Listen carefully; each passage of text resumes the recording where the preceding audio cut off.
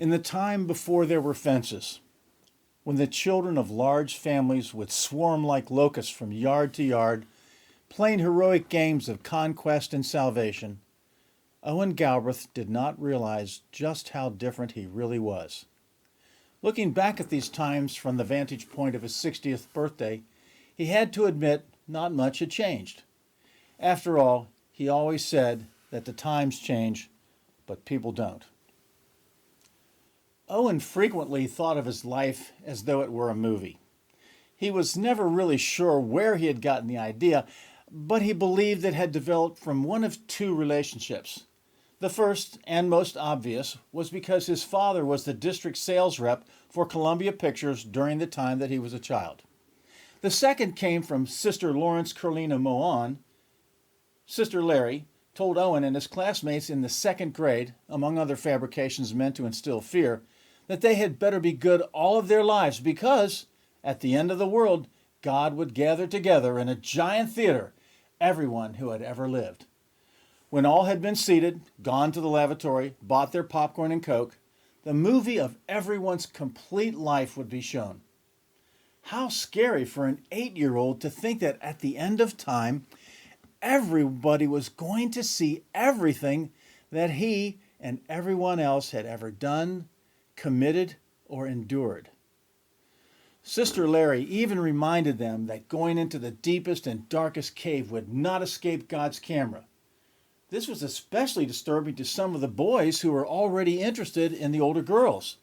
Owen believed that this lie must have been repeated throughout the known world because so many of his friends in later years would swear to him that they had never masturbated on purpose.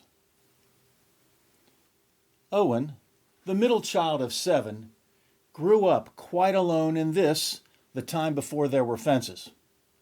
In such large crowds, it was very difficult to get attention. The adults at the time never spoke to their children.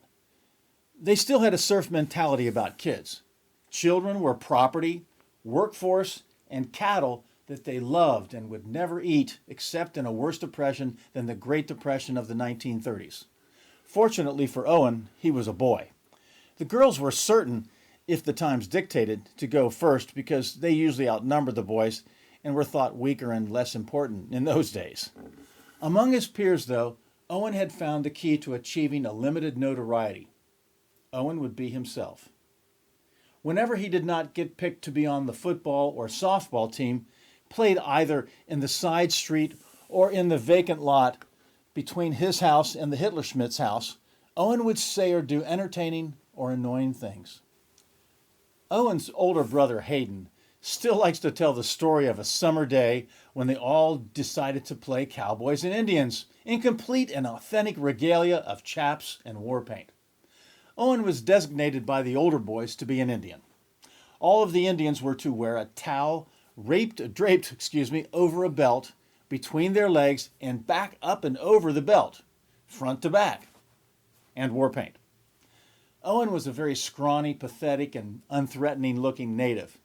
The only chance for creativity lay in the application of the war paint.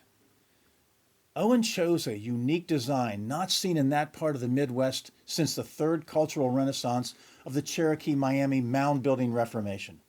His composition utilized the natural landscape of his sparse features. He placed 3 large primary colored concentric circles around each of his useless nipples, juxtaposed against the power of the brilliant rising sun emanating boldly from his towel-clad loin. While other kids were making every effort to appear fierce, Owen was making his first anti-war statement.